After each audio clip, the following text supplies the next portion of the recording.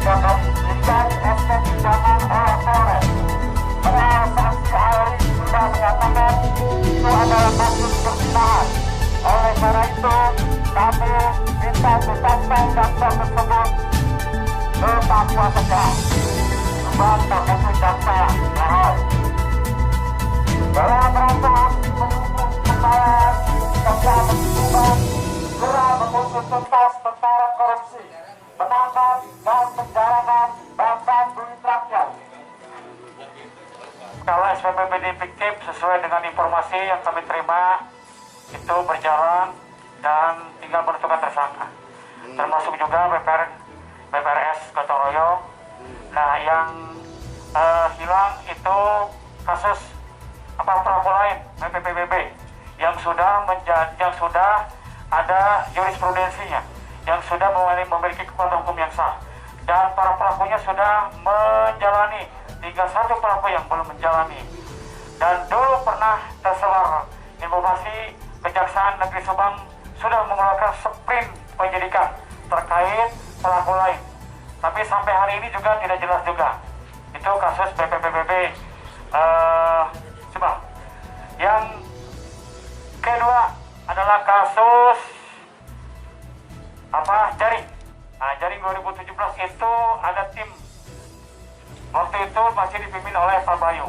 Sudah turun ke lapangan dan cek ke lapangan. Tapi ternyata ada saksi hidupnya, ada nelayan kita. Tapi ternyata Jaksa Bogor menyatakan tidak ada kasus itu. Kan itu, padahal dia timnya. Gitu. Itu penyalahgunaan dana bantuan jaring.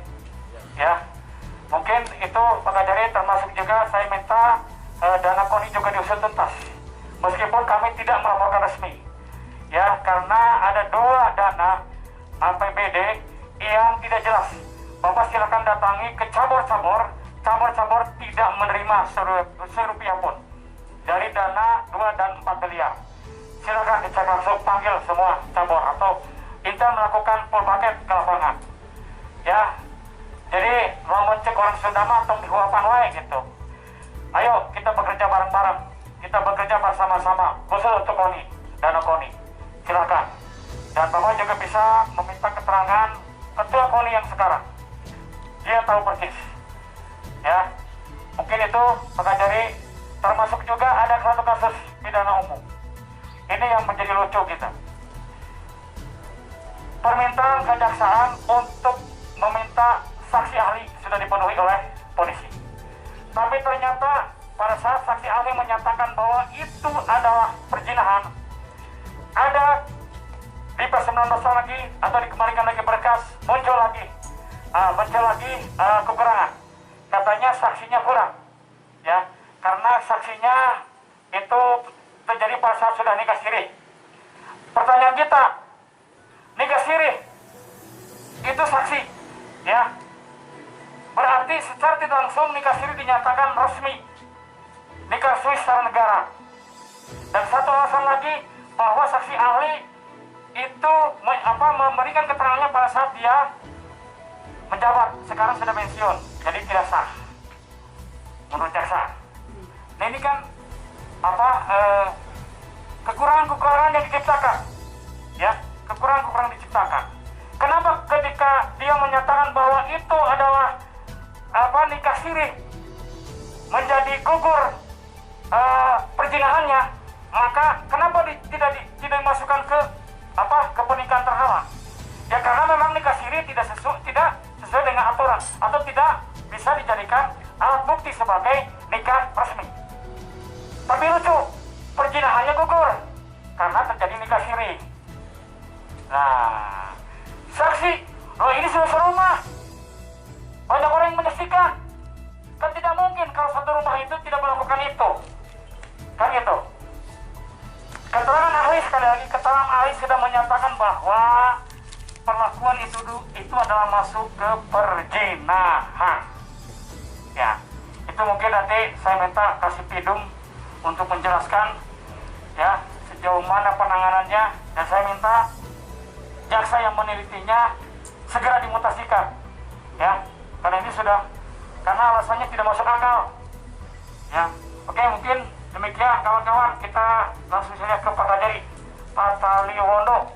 Yang buat teman-teman saya baru ini, Kampak Komunitas Anak Muda Peduli Anti Korupsi, saya sampaikan terkait dengan rekan-rekan datang kemari itu memberikan dukungan pada kita semua, khususnya Kejaksaan Negeri Subang. Dan saya apresiasi teman-teman dari komunitas anak muda peduli anti korupsi yang telah hadir di sini untuk menyampaikan sebagai dorongan buat kita untuk koreksi menjadi lebih baik. Apa yang rekan-rekan sampaikan ini ada 7 ya, ada 7. Yang pertama, proses penyidikan yang SPPD fiktif. Jangan khawatir terhadap proses penyidikan yang sedang kita lakukan. Sampai sejauh mana, insya Allah, ini bukan janji, tapi pelaksanaan tugas kita dalam penyidikan ini ada berhubungan dengan pihak yang melakukan tugas sebagai auditor, dalam hal ini BPKP. Kalau kita bisa jadi auditor yang nggak jadi masalah, tapi undang-undang terkait dengan pemeriksaan keuangan negara itu hanya 2, BPK dan BPKP. Jadi inilah baru dimintakan perhitungan terkait dengan untuk melakukan audit yang dilakukan oleh BPKP.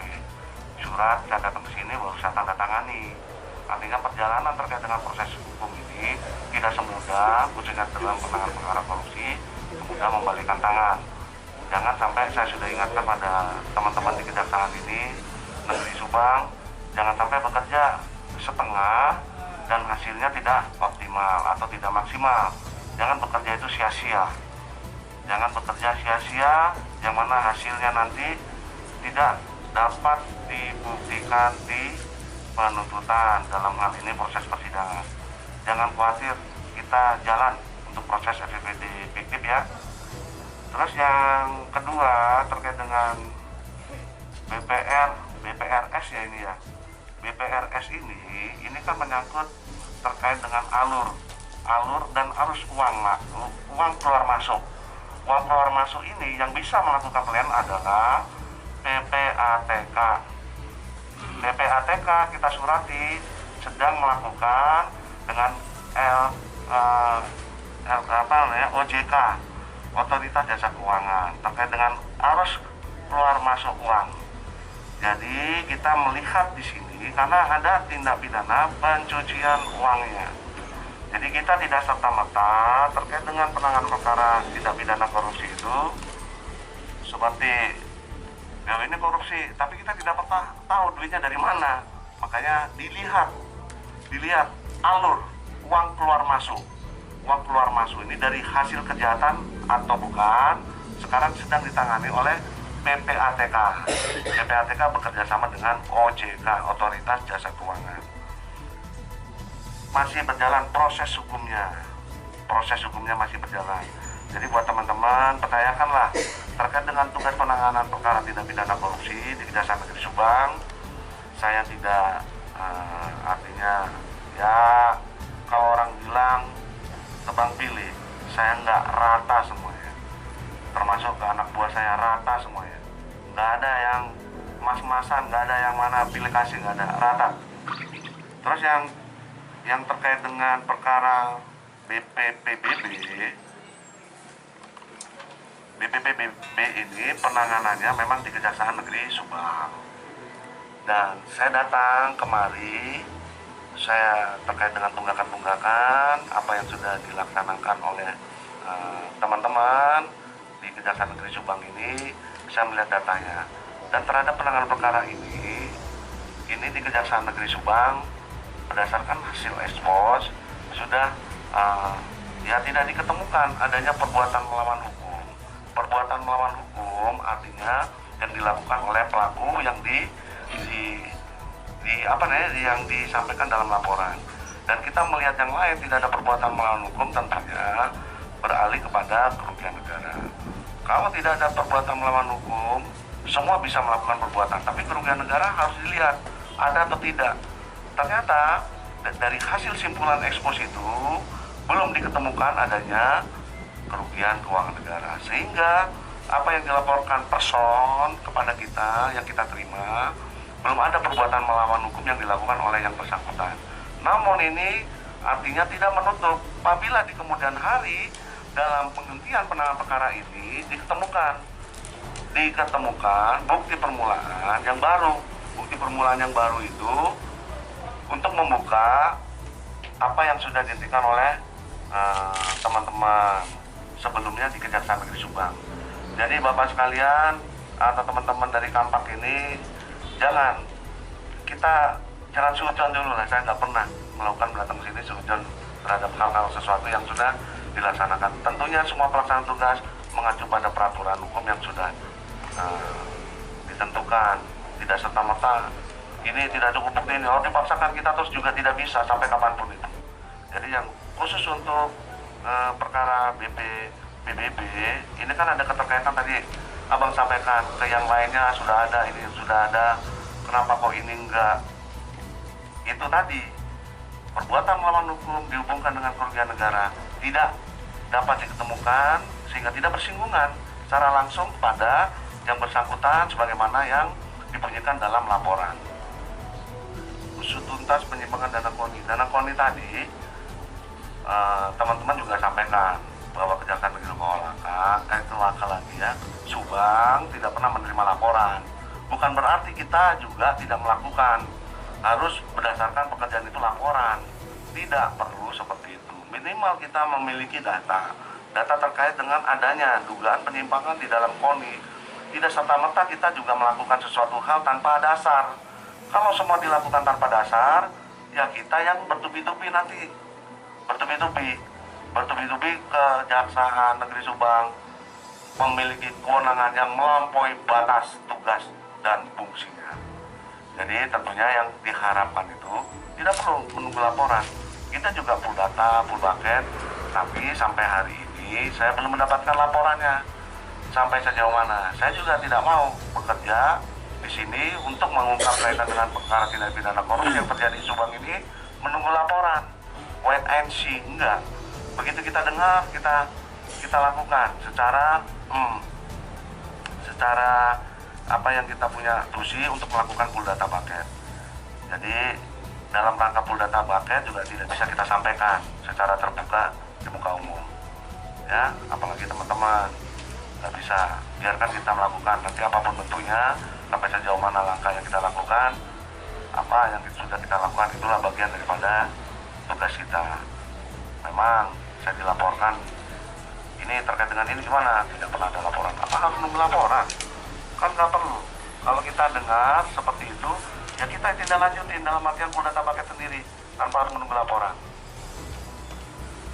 Terus terkait dengan pengadaan jaring nelayan Patimban ini, saya sampaikan pada teman-teman bahwa penanganan perkara ini tidak ditangani oleh Kejaksaan Negeri Subang, tapi ditangani oleh Polres.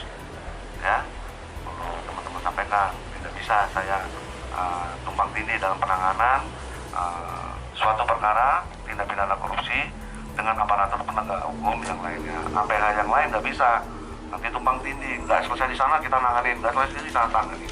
Tumpang tindih namanya. Tapi sepanjang masih dalam tahapan penyelidikan, kita bisa melakukan dalam hal koordinasi mana yang lebih baik. Apakah penyidikan, nanti langkah berikutnya, apakah penyidikan oleh kepolisian atau kejaksaan. Penyidikan ya, bukan penyelidikan. Kalau penyidikan bisa, apakah mau dilanjut sana, apa kita. Tapi tidak boleh berbarengan. Nanti namanya tumpang tindih dalam pelaksanaan tugas. Terus terkait dengan korupsi Bandes Pada Mulya, Bandes Bantuan Desa ya Pada Mulya, ini juga saya baru baca ini malahan. Saya belum dapat laporannya sampai sejauh mana penanganannya. Apakah ditangani oleh Kejaksaan Negeri Subang atau Polres? Artinya penanganan perkara terhadap dugaan tindak pidana korupsi kita harus bersinergi dengan Polres selaku aparatur penegak hukum. Jangan nanti sana diam, kita diam, tidak koordinasi, tumpang tindih pelaksanaan tugasnya. Jadi saya mintakan memang pada teman-teman untuk menginventarisir khususnya terhadap penanganan perkara tipikor yang ada di Kejaksaan Negeri Subang untuk bersinergi dengan aparatur penegak hukum yang ada di Subang, dalam hal ini adalah Polres. Jangan sampai terjadi tumpang tindih, negara dirugikan karena semuanya dibiayai. sana dibiaya negara, kita dibiaya negara, negara rugi. Tapi kalau sinergi komunikasi terkait dengan aparatur penegak hukum yang ada di Subang, kejaksaan dengan Polres, artinya betul. Misalnya kalau tangan Polres ya sudah kita enggak, kalau kita tangani sana enggak, seperti itu. Tapi sampai sejauh ini terkait dengan Bandes Padamulya, saya belum menerima masukan dari teman-teman kasih di sini apakah pernah ditangani atau belum. Dan kalau saya melihat dari register baik di Intel maupun di Pitsus, register penyelesaian yang saya tangani setiap bulan tidak ada. Artinya isi di penanganan korupsi Bandes Padamulya itu. Dan kasus pidana umum perjinahan atas nama terlapor Ujang Juherdi ini, saya sampaikan juga kepada teman-teman bahwa perjinahan itu yang diatur di dalam pasal 284 itu sifatnya delik aduan mutlak. Delik aduan mutlak ini apabila baik suami maupun istri sebagai korban daripada suami istri ataupun orang lain, ketika dia sebagai pelapor, karena ini kalau tidak dilaporkan tidak ada ini 284, tapi dia melaporkan sebagai delik pengaduan, polisi tidak bisa bergerak, artinya bukan delik pidana mutlak, delik pidana murni. Kalau delik pidana murni nggak usah lapor polisi, polisi bertindak. Tapi namanya 284, tindak pidana perjinahan ini yang diatur dalam pasal 284 adalah delik aduan mutlak. Kalau itu sudah dicabut oleh salah satu pihak yang sebagai korban, ini kan korban yang melaporkan. Ketika itu dicabut mutlak, maka hapus dengan sendirinya. Yang ditangani oleh penyidik Polres Subang yang disampaikan ke kita bahwa itu sudah dihentikan dengan SP3. Tidak serta-merta dihentikan, jaksa juga harus membuat nota pendapat terkait dengan SP3 yang disampaikan oleh penyidik. Nota pendapat nanti yang disampaikan oleh jaksa peneliti maupun jaksa P16 di bahasa-bahasa internal kita lah administrasinya, itu dibuatkan juga terkait dengan SP3 yang dilakukan oleh penyidik. Jaksa berpendapat, pendapat jaksa mengacu kepada apa yang ada di dalam berkas. Ketika itu dibunyikan dengan dasar penyidik sesuai dengan unsur-unsur tidak terpenuhi, maka jaksa juga menyampaikan di dalam pendapatnya terkait dengan unsur-unsur yang sudah diterangkan itu tidak cukup bukti, masa jaksa harus memaksa, oh jangan SP3 nih, nggak bisa karena unsur ini terpenuhi. Bukan seperti itu juga. Jadi pendapat itu meneruskan daripada SP3 yang dibuat oleh penyidik. Artinya 284 adalah delik aduan mutlak. Tidak bisa dilanjutkan penanganan perkaranya ketika pelapor mencabut secara penuh terkait dengan laporannya. Sambung atau menyanggah nomor 3 dituntaskan pelaku lain dalam perkara BPPB. Ini sudah ada keputusan yang inkrah dan itu jelas unsur melawan hukumnya juga sudah jelas. Semua pelaku-pelakunya juga sudah menjalani hukuman, tinggal satu pelaku karena memang pelaku ini waktu itu sama-sama menjalani hukuman perkara lain. Itu. Jadi kerugian karena dia juga menikmati daftar nama-nama yang menikmati jelas dari mulai bupati sampai dengan sekda sampai dengan Bapenda pada saat itu sampai dengan camat. Kan gitu. Kalau camat memang yang bersinggungan langsung, camat yang punya hak, kades punya hak, dalam hal ini pemungut pajak. Nah gitu. Kalau bupati dengan itu kan tidak punya hak. Makanya pada saat itu bupati, sekda, bapenda dan kawan-kawan semua sudah menjalani hukuman. Tinggal satu yang belum menjalani hukuman dan itu masuk dalam SK bupati. Nama-nama tersebut. Artinya itu adalah pelaku, semua pelaku karena pelaku ini adalah masih menjalani hukuman yang lain pada saat itu. Makanya lucu kalau di hasil gelar perkara tidak ada kerugian negara, jelas sudah ada hukum, sudah ada putusan yang inkrah gitu. Yang ketiga, Danaponi terima kasih, maka jadi sudah menyatakan bahwa ketika ada informasi maka tidak perlu ada laporan, kejaksaan siap melakukan mengusut. Kita tunggu nanti sambil kita membantu kejaksaan untuk memberikan kelengkapan alat-alat bukti. Terus yang kelima, kasus pengadaan jaring nelayan Patiban. Tim kejaksaan sudah turun ke lapangan, beberapa nelayan sudah diperiksa. Makanya saya ada informasi baru lagi nih kalau benar-benar ini ditangani oleh Polres. Ada bukti ininya tuh. pemberitahuan bahwa itu sedang dilakukan penyelidikan oleh Polres? Ada tidak? Soalnya teman-teman nelayan itu diperiksa oleh jaksa, belum pernah diperiksa oleh polisi, gitu. Terus Bandes Padamulya juga, ini anggota Dewan juga sudah pernah diperiksa oleh Intel. Makanya nih, ya makanya nih lucu nih. Kemarin juga masalah jaring juga dinyatakan tidak pernah. Padahal nelayan-nelayan sudah diperiksa oleh jaksa, termasuk Jasa Bogo juga. Waktu zamannya Pak Bayu.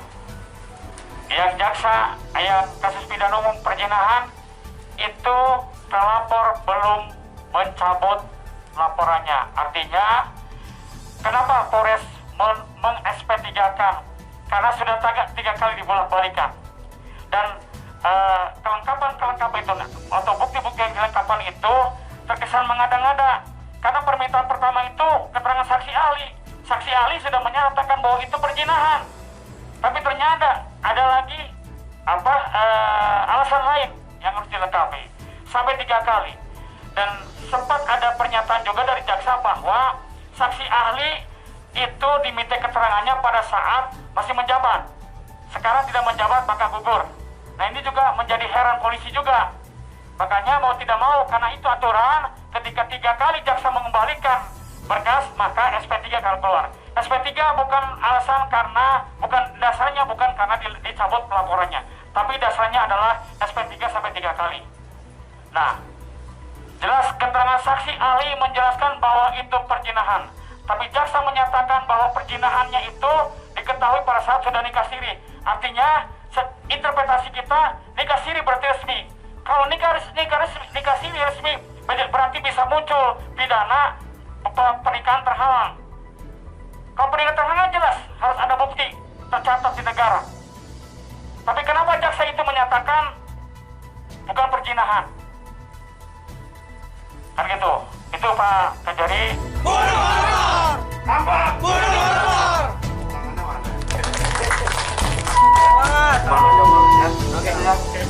Asap ya, sama pagi ya, kehadirannya kurang lebihnya saya mohon maaf. Salam buat teman-teman yang lain. Mari kita bangun sumbang jalan solusi, tapi